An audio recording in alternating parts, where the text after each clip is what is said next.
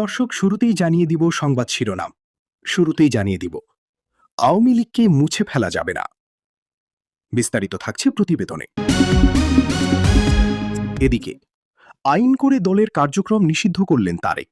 আওয়ামী লীগ নেতারা তবু আন্দোলন নিয়ে রাঁ কাটছেন না। বিস্তারিত থাকছে প্রতিবেদনে।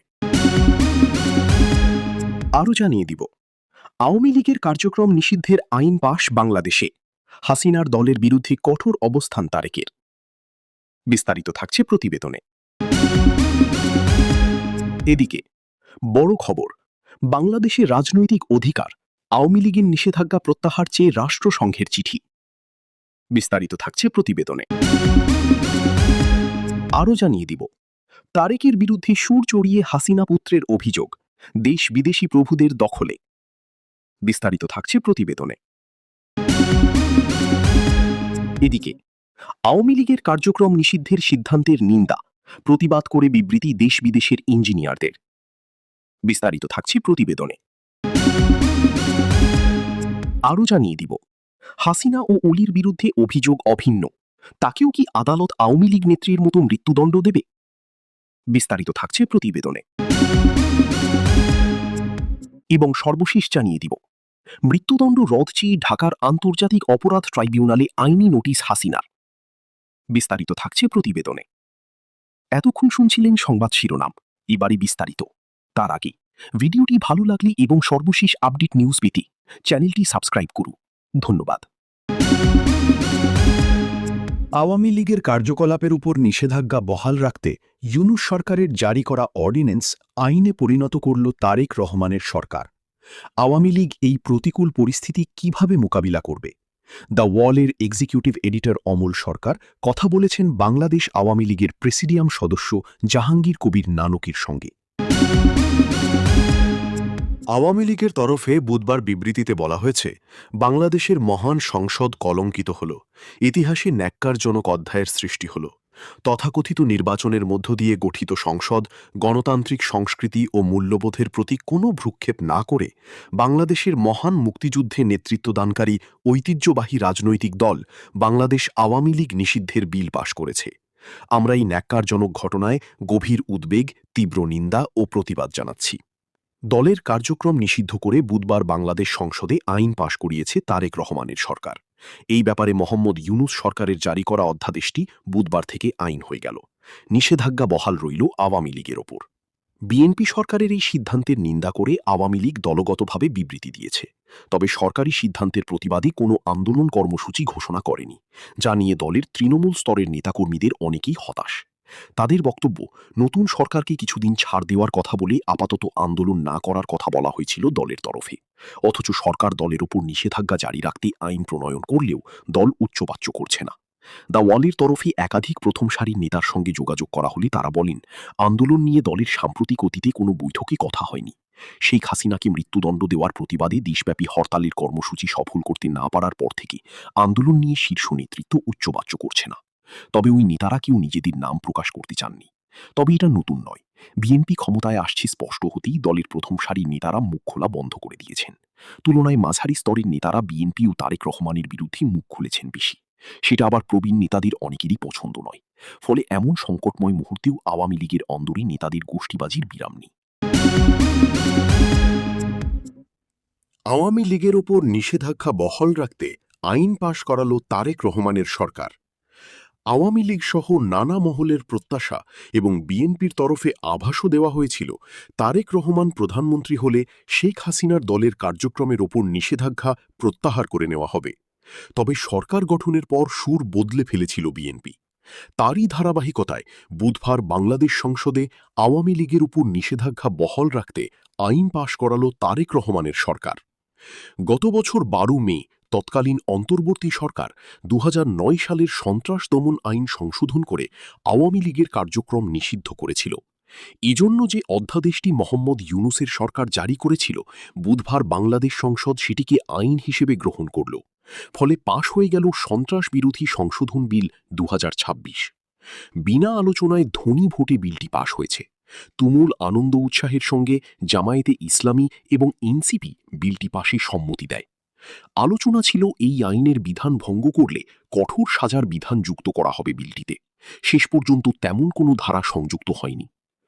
অন্তর্বর্তী সরকারের সময় অধ্যাদেশ জারি করে আওয়ামী লীগের কার্যক্রম নিষিদ্ধ করার জন্য আন্দোলন করেছিল জাতীয় নাগরিক পার্টি এবং জামায়াতে ইসলামী।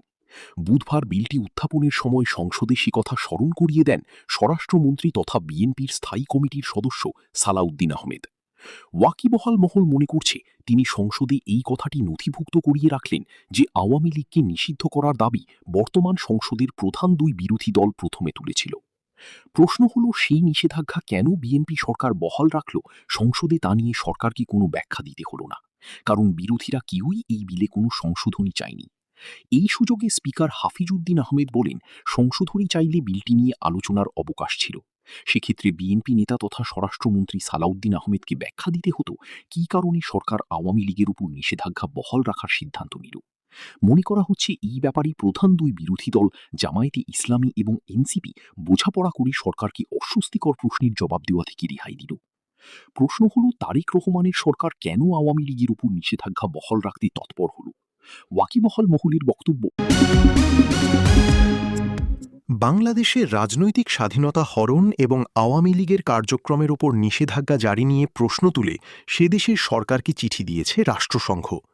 রাজনৈতিক স্বাধীনতা নিয়ে উদ্বেগ প্রকাশের পাশাপাশি আওয়ামী লীগের ওপর বলবৎ নিষেধাজ্ঞা কেন প্রত্যাহার করা হবে না তার জবাব চেয়ে অন্তর্বর্তী সরকারের সময়ে ওই চিঠি লেখা হলেও এখন তার দায় বর্তেছে সদ্য ক্ষমতায় আসা বিএনপি সরকারের ওপর।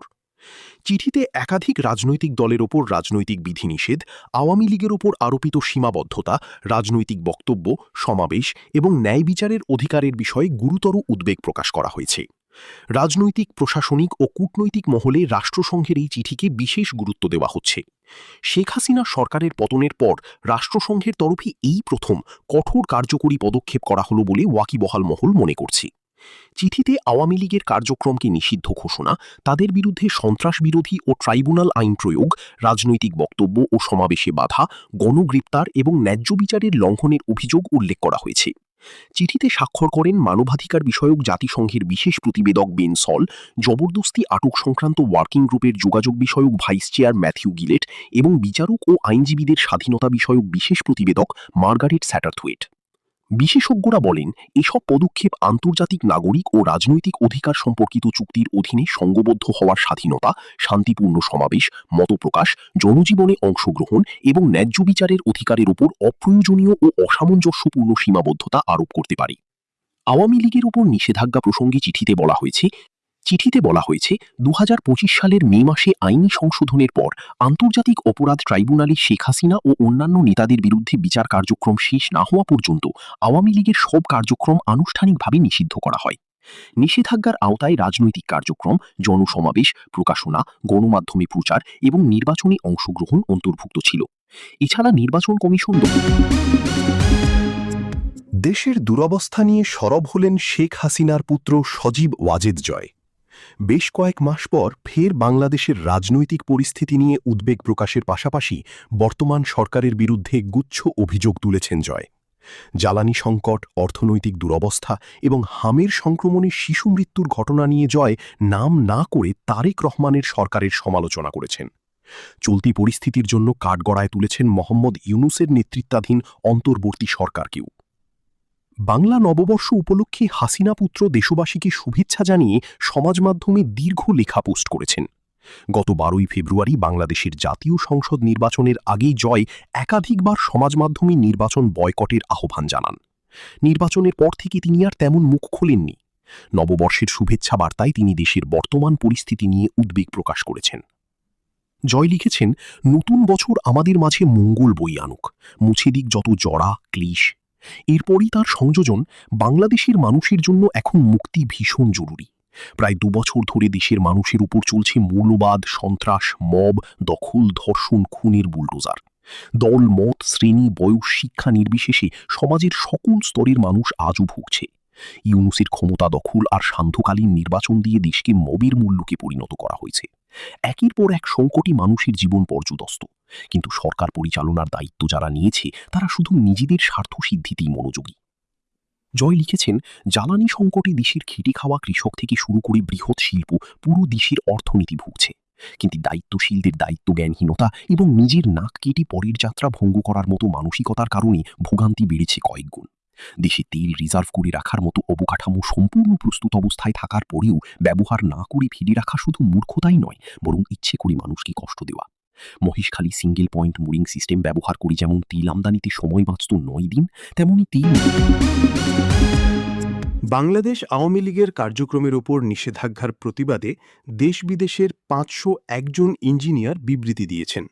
শেখ হাসিনার দল বৃহস্পতিবার এক বিবৃতিতে এই কথা জানিয়েছে। তাতে বলা হয়েছে, মহান মুক্তিযুদ্ধের আদর্শে বিশ্বাসী ও গণতান্ত্রিক রাষ্ট্রব্যবস্থা বিনির্মাণে প্রতিশ্রুতিবদ্ধ সচেতন বাংলাদেশি প্রকৌশলী তথা ইঞ্জিনিয়ার হিসেবে আমরা গভীর উদ্বেগের সঙ্গে লক্ষ্য করছি যে আমাদের প্রাণপ্রিয় মাতৃভূমি বাংলাদেশ আজ এক চরম সংকটে নিমজ্জিত। ইউনূস, বিএনপি, জামাত গ্যাংয়ের সমঝোতামূলক ভাগবাটোয়ারার নির্বাচনের মাধ্যমে অবৈধভাবে ক্ষমতা দখলকারী বিএনপি সরকার এবং বিরোধী দলের আসনে বসা মুক্তিযুদ্ধ বিরোধী রাজাকার জামাতে ইসলামী আজ জাতীয় সংসদে বসে মহান মুক্তিযুদ্ধের নেতৃত্বদানকারী দল বাংলাদেশ আওয়ামী লীগের কার্যক্রম নিষিদ্ধ করার যে ধৃষ্টতা দেখিয়েছে, আমরা তার প্রতি তীব্র নিন্দা ও ধিক্কার জানাচ্ছি। ডিডিটিতে আরও বলা হয়েছে, দেশের ৬০% বেশি মানুষের রাজনৈতিক সমর্থনের প্রতিনিধিত্বকারী দল আওয়ামী লীগকে পরিকল্পিতভাবে রাষ্ট্র ও রাজনীতির বাইরে রাখার যে গভীর ষড়যন্ত্র ইউনূসের নেতৃত্বে মেটিকুলাস ডিজাইনের মাধ্যমে শুরু হয়েছিল, বর্তমান বিএনপি জামাত জোট তাকেই চূড়ান্ত রূপ দিয়েছে সংসদে কালো আইন পাশ করে। ইউনূস আর বিএনপি জামাতের পাতানো ভাগবাটোয়ারার নির্বাচনে আওয়ামী লীগকে অংশগ্রহণ করতে না দেওয়ায় দেশের এক বিশাল জনগোষ্ঠী তাদের ভোটাধিকার প্রয়োগ করতে পারেনি। দেশের সিংহভাগ জনগণের মতামতকে সম্পূর্ণ উপেক্ষা করে এবং জনগণের পছন্দ ও ভোটাধিকারের উপর সেন্সরশিপ চাপিয়ে যে প্রহসনের নির্বাচন মঞ্চস্থ করা হয়েছে, তা কোনোভাবেই দেশীয় ও আন্তর্জাতিক পরিমণ্ডলে গ্রহণযোগ্যতা পায়নি। নেপালের সাবেক প্রধানমন্ত্রী কেপি শর্মা ওলি এবং তার সরকারের স্বরাষ্ট্রমন্ত্রী রমেশ লেখককে একটু পরেই কাঠমান্ডুর আদালতে পেশ করা হবে। ইতিমধ্যেই তাঁদের আইনজীবীরা এই গ্রেফতারকে প্রতিহিংসামূলক দাবি করে আদালতে দ্বারস্থ হয়েছেন। আদালত প্রাঙ্গণে মোতায়েন হয়েছে পুলিশ ও সেনাবাহিনী। ওলির পার্টিও এই গ্রেফতারকে রাজনৈতিক প্রতিহিংসা বলেছে। নেপাল সরকারের একটি সূত্র জানিয়েছে, তারা চান না সাবেক প্রধানমন্ত্রী ও স্বরাষ্ট্রমন্ত্রীকে আদালতে পেশ করার সময় কোনো ধরনের অশান্তি হোক। তবে নতুন প্রধানমন্ত্রী বলেন্দ্র শাহের রাষ্ট্রীয় স্বতন্ত্র পার্টির সমর্থকেরা আদালত প্রাঙ্গণে জড়ো হতে শুরু করেছে বলে খবর। মাত্র কয়েক ঘণ্টা আগে নেপালের নতুন প্রধানমন্ত্রী হিসেবে শপথ নিয়েছেন কাঠমান্ডুর প্রাক্তন মেয়র বলেন্দ্র।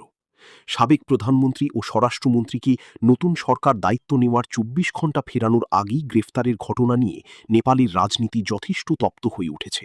যদিও বলেন্দ্র নির্বাচনী প্রচারে প্রতিশ্রুতি দিয়েছিলেন, জেনজি আন্দোলনকারীদের ওপর নিপীড়ন, সন্ত্রাসে জড়িতদের বিরুদ্ধে সরকার গড়ার পর মুহূর্ত থেকেই তিনি ব্যবস্থা নিতে শুরু করবেন। তবে সরকারি সূত্রে জানা যাচ্ছে, এই গ্রেফতারির আসল কারিগর সদ্য বিদায় নেওয়া অন্তর্বর্তী সরকারের প্রধানমন্ত্রী সুশীলা কার্কি। তিনি আন্দোলন দমনকারীদের বিরুদ্ধে সরাসরি প্রশাসনিক পদক্ষেপ না করে বিচার বিভাগকে দিয়ে তদন্ত করিয়েছেন। নেপাল সুপ্রিম কোর্টের একজন অবসরপ্রাপ্ত বিচারপতির নেতৃত্বে গঠিত কমিশন নতুন সরকার শপথ নেওয়ার আগেই জেনজি আন্দোলন দমনে কেপি শর্মা ওলি সরকারের ভূমিকা নিয়ে তদন্ত রিপোর্ট জমা করে। প্রতিবেদনে বলা হয়েছে, গুলি চালানোর নির্দেশ ওলি কিংবা তার মন্ত্রীরা দিয়েছিলেন এমন কোনো প্রত্যক্ষ। মৃত্যুদণ্ডের সাজা খারিজের দাবি জানিয়ে ঢাকার বাংলাদেশ আন্তর্জাতিক অপরাধ ট্রাইব্যুনালকে আইনি নোটিশ ধরালেন শেখ হাসিনা।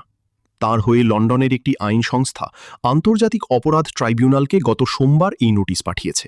বুধবার ট্রাইব্যুনালের হাতে সেই নোটিশ পৌঁছেছে। নোটিশে হাসিনা তার বিচারকে সম্পূর্ণ প্রহসন এবং আন্তর্জাতিক আইনের পরিপন্থী বলে বর্ণনা করেছেন। সেই সঙ্গে ট্রাইব্যুনালকে বলেছেন, ভবিষ্যতে কোনো মামলায় তার বিচারে যেন আন্তর্জাতিক মানদণ্ড অনুসরণ করা হয়। প্রসঙ্গত, মানবতাবিরোধী অপরাধে যুক্ত থাকার অভিযোগে গত বছর ১৭ নভেম্বর আন্তর্জাতিক অপরাধ ট্রাইব্যুনাল শেখ হাসিনাকে একটি মামলায় মৃত্যুদণ্ড দিয়েছে। এছাড়া অন্য কয়েকটি মামলায় তার বিভিন্ন মেয়াদে কারাবাসের সাজা ঘোষণা করা হয়। হাসিনার আইনি চিঠি এমন সময় ট্রাইব্যুনালের হাতে পৌঁছেছে যখন রাষ্ট্রসংঘ আওয়ামী লীগের নিষেধাজ্ঞা নিয়ে গুরুতর প্রশ্ন তুলে বাংলাদেশ সরকারকে চিঠি পাঠিয়েছে। এই চিঠি অন্তর্বর্তী সরকারের সময় পাঠানো হলেও জবাব দিতে হবে তারেক রহমানের সরকারকে। ইতিমধ্যে আন্তর্জাতিক অপরাধ ট্রাইব্যুনালের চিফ প্রসিকিউটরের পদ থেকে সরিয়ে দেওয়া হয়েছে জামায়াতে ইসলামী ঘনিষ্ঠ বলে পরিচিত আইনজীবী তাজুল ইসলামকে। অন্তর্বর্তী সরকারের সময়কার অ্যাটর্নি জেনারেল মোহাম্মদ আসাদুজ্জামান বর্তমানে বাংলাদেশ সরকারের আইনমন্ত্রী। তারেক রহমানের সরকার প্রথম থেকেই বলে এসেছে শেখ হাসিনা সহ আওয়ামী লীগ নেতাদের বিচারের বিষয় সরকার আইনের পথে চলবে।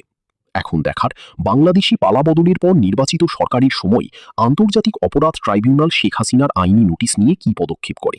১. আমরা গণপ্রজাতন্ত্রী বাংলাদেশের সাবেক প্রধানমন্ত্রী এবং বাংলাদেশ আওয়ামী লীগের সভাপতি শেখ হাসিনার পক্ষে কাজ করছি। ২. আমরা আনুষ্ঠানিকভাবে সেই অবৈধ কার্যক্রমের বিরুদ্ধে আপত্তি জানাচ্ছি যার ফলে বাংলাদেশ আন্তর্জাতিক অপরাধ ট্রাইব্যুনাল আইসিটি শেখ হাসিনার বিরুদ্ধে বিচার ও দণ্ড প্রদান করেছে। শেখ হাসিনাকে অনুপস্থিতিতে মৃত্যুদণ্ডযোগ্য অপরাধে বিচার ও দণ্ড দেওয়া হয়েছে, যা ন্যায় বিচার ও যথাযথ প্রক্রিয়ার আন্তর্জাতিক মানের সঙ্গে মৌলিকভাবে অসামঞ্জস্যপূর্ণ এবং আন্তর্জাতিক আইনের অধীনে তার মৌলিক অধিকার লঙ্ঘন করে।